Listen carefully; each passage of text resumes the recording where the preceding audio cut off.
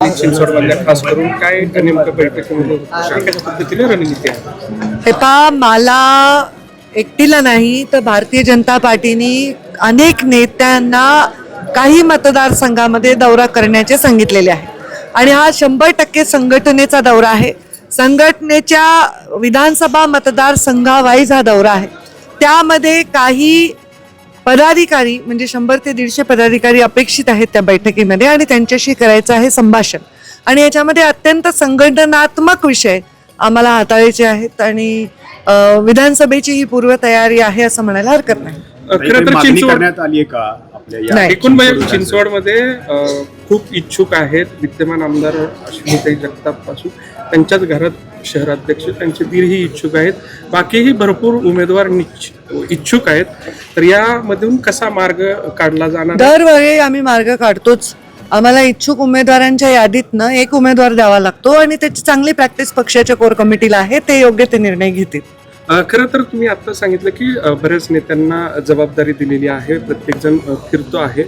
मात्र एकूणच ज्या पद्धतीनं पुतळ्याचा विषय पुढे आलेला आहे त्याच्यावरूनच जे आरोप प्रत्यारोप होत आहेत त्याच्यावर तुम्ही काय सांगा? मला असं वाटतं की ज्या दिवशी ज्या क्षणी प्रधानमंत्री नरेंद्र मोदी यांनी अत्यंत नम्रपणे छत्रपती शिवरायांच्या विषयीचा आदर, त्यांच्याविषयी असणारं खरं प्रेम दाखवलं आणि सांगितलं की या घटनेबद्दल मी क्षमा मागतो.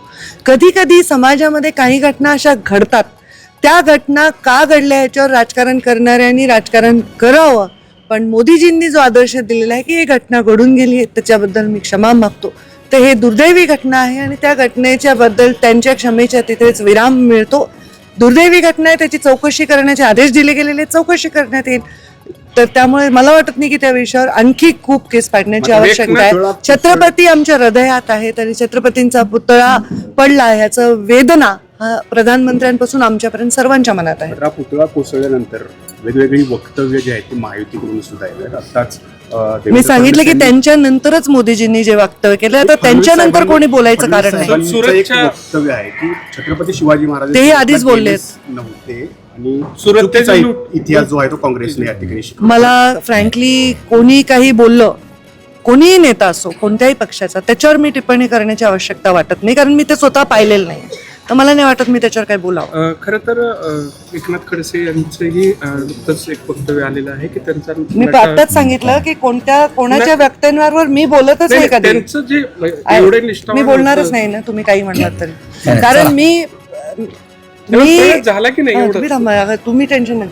मी माझ्या जीवनामध्ये अमुक माणूस अमुक बोलला म्हणून मी बोलत नाही. माझ्या भूमिकांवर मी बोलते आणि त्या भूमिकांवर मी बोलतेच आहे आता.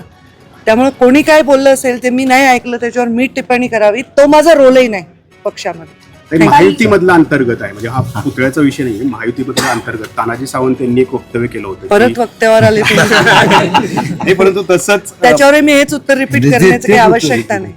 बातमीच देत नाही म्हणून